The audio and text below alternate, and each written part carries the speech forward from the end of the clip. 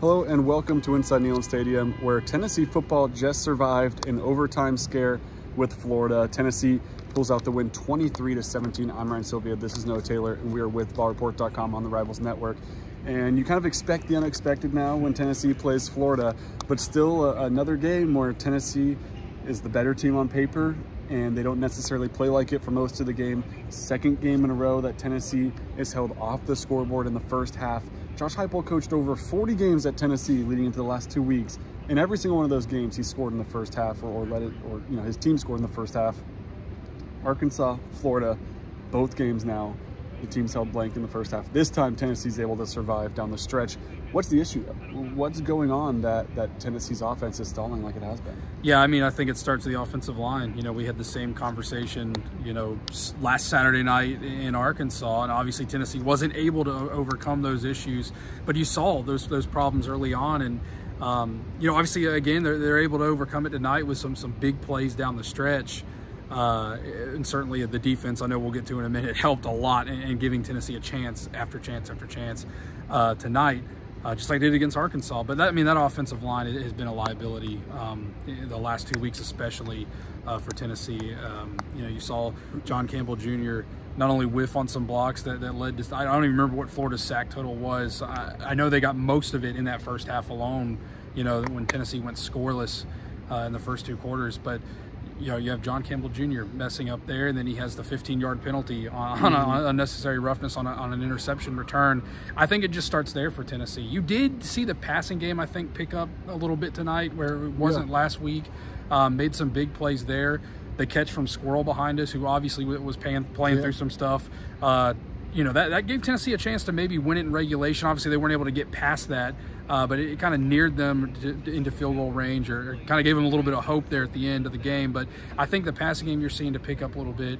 You're seeing some throws. Obviously, were a little bit far. Some that were dropped, but they were there, and they gave Tennessee a chance.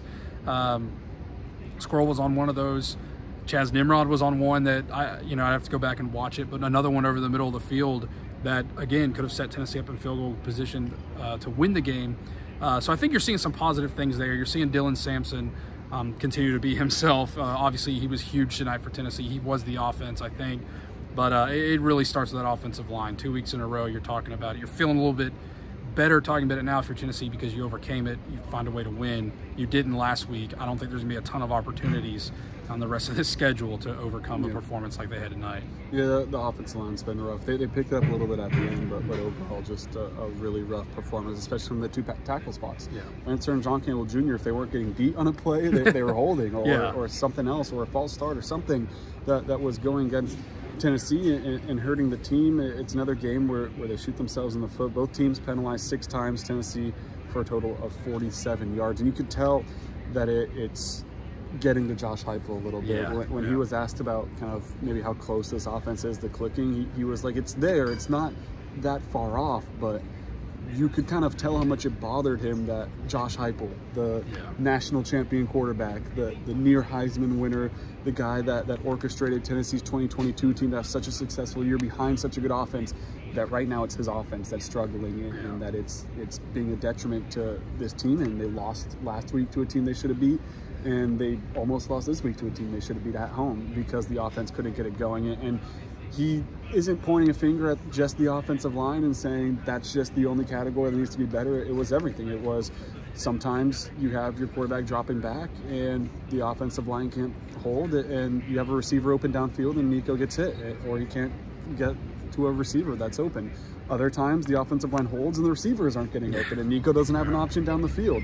Other times maybe both of those things are going well and Nico makes the wrong play, or maybe there's a little bit of pressure, but he needs to step up in the pocket or do this or that, and he's not in the right spot. So it really seems like the frustration is across the board. It's not just this area in particular, it's everything on the offense that kind of needs to take a step in the right direction, and that's going to start next week against Alabama, who's of course struggling right now, kind of similar to Tennessee is, where they lose a game that they shouldn't have the field stormed against them, and then return home and win a game in a much closer fashion than they probably would want to. But if you play like this on the offensive side next week, you're going to lose to Alabama. So that's something that's definitely got to improve. Let's talk Dylan Sampson, though, because he is kind of the bright spot of this offense right now. Another terrific game for him.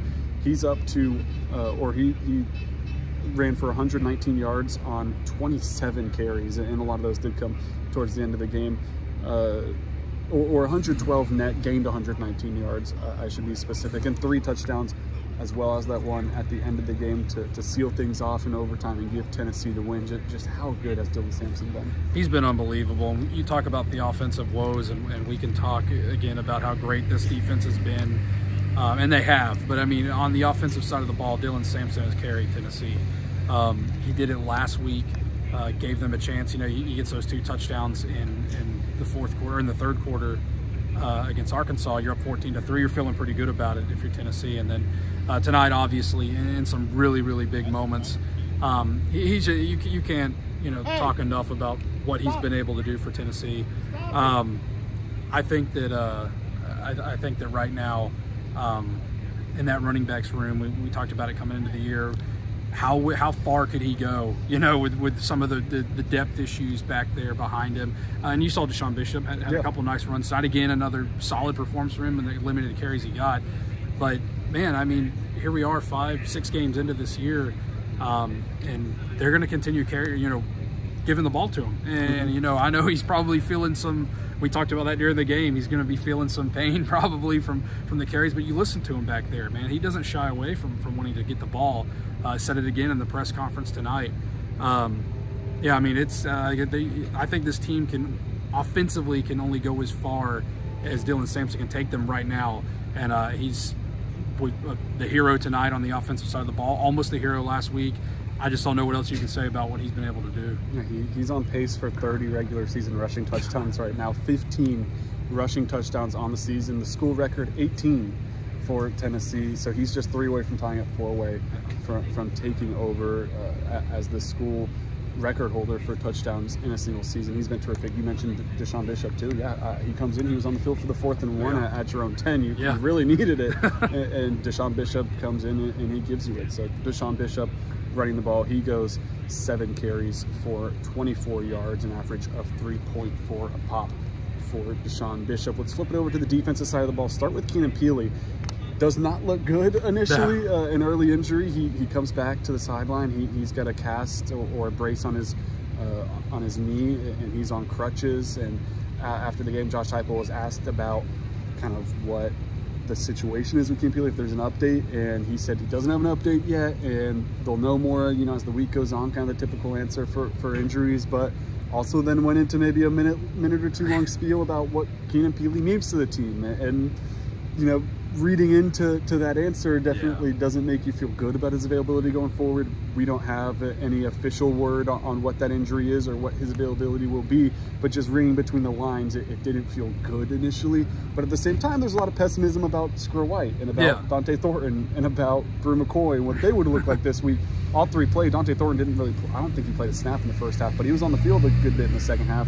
Squirrel White, you could tell his kind of shoulder or arm was bothering him, but he played for a lot of the game, made some big plays, and then Brew McCoy as well made some big plays. So and then Bryson Easton too, another guy that happened on the field last week, and I was like, that looks bad, and then he's not even listed on the injury report. So we'll have to see with Keenan Peely, but reading between the lines, maybe not the best word right out the gate. Tennessee played a lot of linebackers. They came out in a 4-3 to start things off, 3 linebackers on the field, and going with just 4 defensive backs instead of 5, and then they kind of rotated in and out of that throughout the rest of the game. Overall, the defense played great, of course. How did you think about the linebacker position in particular? Arian Carter playing a good amount of snaps, of course, and then Jeremiah Thielander stepping up and kind of filling that starting void for Keenan Peely. Yeah, I mean, we talked all offseason. The coaches talked all offseason about the depth. Now you've got a chance. We've already seen a lot of it. They've been able to rotate a lot there, which has been key, and obviously helps tonight. Now you're throwing some guys in there out of necessity that obviously have some valuable reps under their belt right now. But you're going to see that depth now. You're going to see these guys you've talked a lot about in the offseason and fall camp. Now they're going to get a chance, depending on, obviously where Keenan Peely's at, which I'm sure we'll find out Monday or sometime this week. But I thought they recovered well, losing a guy that's, and you hate to see that, a guy that's played college football for a while, came in with a lot of, kind of expectations last year and was injured early. But I thought that last year that linebacking room kind of recovered pretty well, all things considered. They dealt with a lot. Aaron Carter was a guy also on the injury late in the year. But I mean, they played well tonight. They played really well. You think Aaron Carter, you talk about the snaps he played, came with a critical, huge interception when DJ Lagway comes in to take over. It's kind of the full-time starter in the third quarter there. It took, a drive that Tennessee, it's tied the game, essentially. It leads to that. It gets them up in good field position and sets up the game-tying field goal. But I think that group right now, and obviously Edwin Spillman's another guy that's been out here, I think, the last 2 games and was out the first 2 of the season. And so he's been dealing with some things as well. But again, we've talked about the depth at that position, defensive line. Now they're going to get a chance to play some guys out there, and there's a lot of valuable reps to be had here in the next couple of weeks. Yeah, you mentioned the Aaron Carter pick, which was a big deal, obviously. An instant response. You're down 10-0, you get your first touchdown of the game, and you're immediately in field goal range. Tennessee ties it up right after. Well, James Pierce Jr. with another big turnover early in the game as well. Graham Mertz going for the quarterback sneak at the goal line. James Pierce said, kind of watching film, that's exactly what they expected.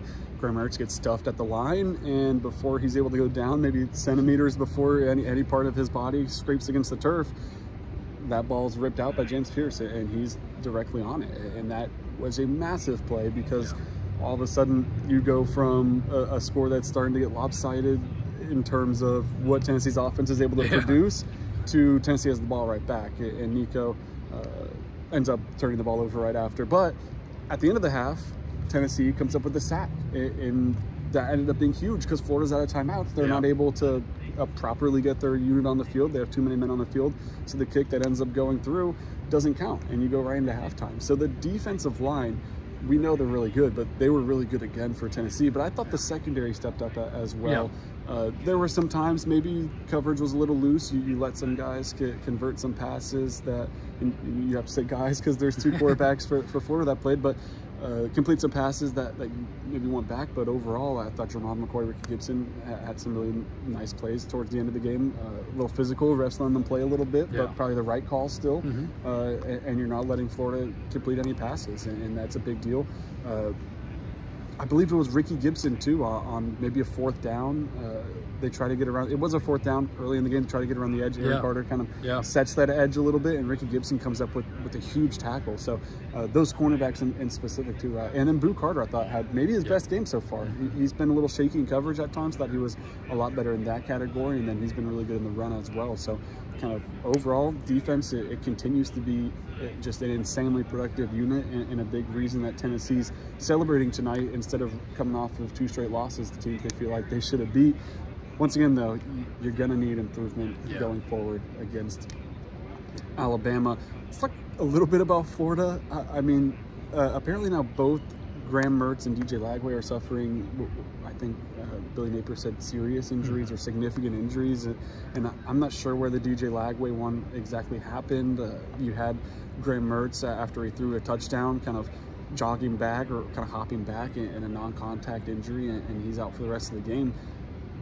Where do they go from here? I know it's not a Tennessee question, but it's a direct Tennessee rival that I think a lot of Vol fans like to maybe hate watch. So things look pretty bleak for Florida. They look pretty good, all things considered, for a little bit during this game. Like maybe you're starting to stack some positives up after they beat Mississippi State pretty bad, and then next thing you know, you win against UCF or such. Florida, not the prettiest game, but you win, and then maybe you come into Neyland and you get a win, and now all of a sudden, what, they're 3-3, I think, and without maybe both of their quarterbacks.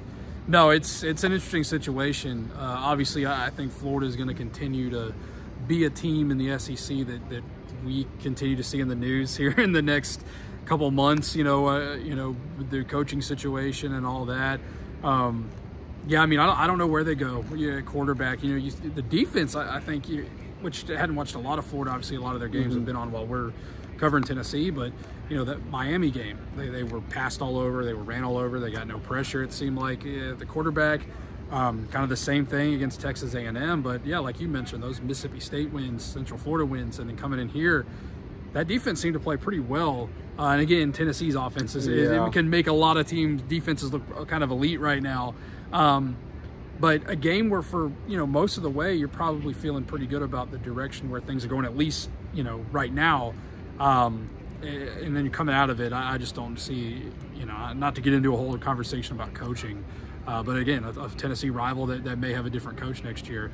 It's got to be a tough one for Florida to swallow. You know, when you're up, you know, you get down here in the red zone a couple times, you have the turnovers, you have the 4th down stops that were not just, you know, not like they were 4th and 5s. I mean, these were 4th and 1s, and you got a quarterback back there, it's a pretty big guy, and, you know, you're running sweeps and things like that against an elite Tennessee defense. Yeah, I think Florida kind of comes out of this game a little bit frustrated, probably feeling a little bit like they had it won. But again, Tennessee's defense comes up with some big plays and stops them there. But I think, you know, a team to monitor for sure, because it's a team Florida will have, or with the SEC schedule and all that, Tennessee is at least assured to go down there to Gainesville next year, and they may be facing another coach. It'll be another big rival next week for Tennessee with Alabama coming to town. If you want to stay up to date for everything Tennessee football as we lead into this big game against Alabama, we'll see what the AP poll says right now. A top 10 matchup, both teams coming off of wins, but ugly wins against teams that probably they should have beat by a lot more at home. But it's going to be a big matchup. If you want to stay up to date on everything, head over to VolReport.com. That's football coverage, that's basketball coverage, both men's and women's, that's baseball coverage, everything you need. We have over at VolReport.com. Links to everything you need is in the description. Thanks for watching.